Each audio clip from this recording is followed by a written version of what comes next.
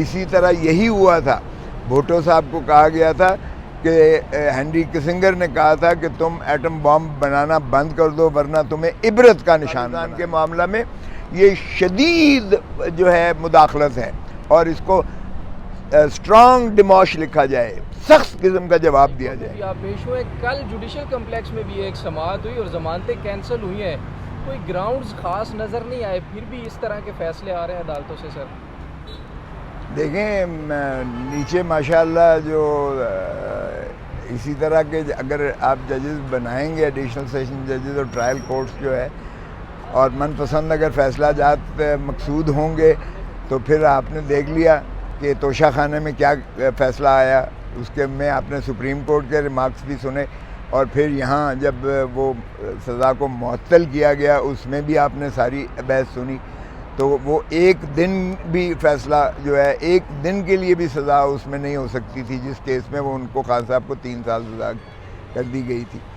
اب جو ہے ایک دن بھی سائفر کے معاملے میں عمران خان صاحب کو اندر نہیں رہنا چاہیے، اور یہ تو میں سمجھتا ہوں 25 کروڑ ہمارے پاکستانیوں کی غیرت اور حمیت کو جو ہے للکارا گیا ہے۔ اسی طرح یہی ہوا تھا، بھٹو صاحب کو کہا گیا تھا کہ ہینری کسنگر نے کہا تھا کہ تم ایٹم بام بنانا بند کر دو ورنہ تمہیں عبرت کا نشان بنائیں گے۔ ہم نے ہینری کسنگر اور امریکہ کے خلاف تو کوئی ایکشن نہ لیا، لیکن ضیاء الحق صاحب موصوف نے مولوی مشتاق کے ساتھ مل کے امریکہ کی غلامی کرتے ہوئے بھٹو کو لحد میں اتار دیا، شہید کر دیا، قتل کر دیا۔ اب ہم عمران خان کا بھی وہی دہرانے جا رہے ہیں کہ ایک ڈونلڈ لو جو اسسٹنٹ سیکرٹری کی لیول کا ہے امریکہ میں، اسسٹنٹ سیکرٹری ڈونلڈ لو ہمارے جو امبیسڈر مجید کو کہتا ہے کہ اگر عمران خان کو تم اتار دو گے، ہٹا دو گے تو امریکہ تمہیں معاف کر دے گا۔ تو یہ ہم نے اس کی ڈونلڈ لو کی اس حکم کی جو ہے غلامی کرتے ہوئے ہم نے عمران خان کو رخصت کر دیا، چھٹی دے دی، اس کو نکال دیا۔ اور صرف ترا یہ نہیں ہے، اور ہم نے یہ بھی اس کو دکھایا کہ دیکھو ہم نے پنجرے میں بند کیا ہوا ہے خان کو، یعنی اس کو اندر بھی کر دیا ہے اور اس کو جو ہے پابا سلاسل بھی کر دیا ہے۔ یہ غلامی کا معیار ہے، اس میں کون سی بھائی آفیشیل سیکریسی ایکٹ کی دفعہ لگتی ہے؟ کون سی پاکستان کے دفاع کو اس سے خطرہ ہو گیا؟ اگر میں سمجھتا ہوں چلیں کہ یہ مندرجات جو 2 دفعہ نیشنل سیکیورٹی کونسل میں ڈسکس ہوئے ہیں، اور دونوں دفعہ نیشنل سیکیورٹی کونسل میں، ایک دفعہ تو عمران خان پرائم منسٹر تھے اور دوسری مرتبہ شہباز شریف وزیر اعظم تھے، دونوں مرتبہ، اور سارے عسکری قیادت کی پوری یعنی چاروں جو ہے وہ ٹاپ کے جنرلز موجود تھے اس میں، دونوں میں، اور انہوں نے کہا یہ بلیٹنٹ انٹرفیئرنس ہے into the affairs of Pakistan, یعنی پاکستان کے معاملہ میں یہ شدید جو ہے مداخلت ہے، اور اس کو اسٹرانگ ڈیموش لکھا جائے، سخت قسم کا جواب دیا جائے۔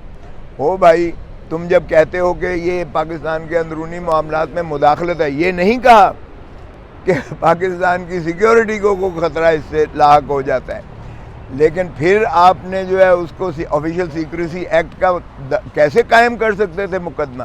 یہ شرم آنی چاہیے جنہوں نے اندر رکھا ہوا ہے، شرم ان کو بھی آنی چاہیے جنہوں نے اس کو جو ہے ضمانت خارج کی ہے۔ تو ایسے اگر جج صاحبان آپ لیں گے جن سے آپ من پسند فیصلے لے کے اگر کسی کو صرف اندر ہی رکھنا مقصود ہے تو پھر اللہ حافظ ہے اس نظام عدل کا۔ لیکن ابھی بھی میں سمجھتا ہوں بالا عدالتیں جو ہیں وہ ان چیزوں سے اثرات سے قدرے جو ہے محفوظ ہیں، تو اس لیے ہمیں توقع ہے کہ انشاءاللہ ہائی کورٹ سے ہمیں ملے گا، ہائی کورٹ سے۔ سپریم کورٹ میں کل آپ نے دیکھا کہ عماد یوسف جو تھا اس کے کیس کو قواش کر دیا ہے انہوں نے، وہی کیس ہے جس میں گل کو، شہباز گل کو، جس میں وہ ایک بنایا تھا پروگرام کرنے میں، اور اس میں بیجنگ وار اور میوٹنی اور پتہ نہیں کون کون سے دفعات لگا دیے تھے۔ آپ کی جرنلسٹ برادری بڑی اس میں جو ہے وہ برہم تھی، اور دنیا جہان میں ہماری پاکستان کی بدنامی ہوئی کا باعث بنا۔ اگرچہ یہاں سے تو وہ ہمیں وہ پذیرائی نہیں ملی تھی، لیکن سپریم کورٹ کی کل 3 رکنی بینچ نے، فل بینچ نے اس کو quash کر دیا، اور انہوں نے کہا کہ اس طرح سے مقدمات جو ہے قائم نہیں کیے جا سکتے، کسی کی آزادی کو سلب نہیں کیا جا سکتا ہے، جھوٹے مقدمات نہیں بنائے جا سکتے ہیں۔ تو میں سمجھتا ہوں کہ کل کا یہ جو فیصلہ سپریم کورٹ نے کیا ہے اس کے دور رس اثرات ہوں گے، اور انشاءاللہ ہمیں یقین ہے کہ اسی کی انالوجی پر، اسی کی نظیر پر یہ کیس بھی quash ہو جائے گا، جس کی آج ہم نے دائر کی ہوئی تھی، اور آج جو ہے وہ 19 تاریخ کے لیے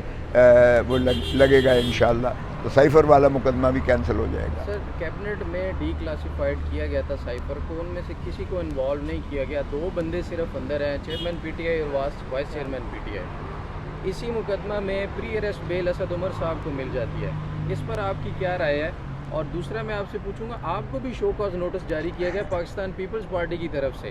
ایک اس پر آپ کیا کہیں گے؟ عمران خان صاحب کے دفاع برا لگ رہا ہے کسی کو، یا آپ کو واقعی میں آپ پارٹی میں جو ہے وہ قبول کرنے کے لیے تیار نہیں ہے؟ ارے بابا تم نے مکس اپ کر دیا ہے۔ دیکھو پہلی بات تو یہ ہے کہ اسد کو کیوں نہیں ہوا اور اعظم کو کیوں کر دیا ہے انہوں نے۔ او بھائی سیدھا سیدھا پیغام ہے، آؤ ٹی وی پہ آ کے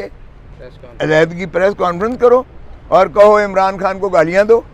اور کہو کہ میرا اس سے کوئی تعلق نہیں ہے، اور 9 مئی کو کہو کہ یہ پاکستان کی پر حملہ تھا، اور تم جو ہے دودھ کے دھلے ہوئے بن جاؤ گے، پوتر ہو جاؤ گے۔ یہ پیغام دیا جا رہا ہے،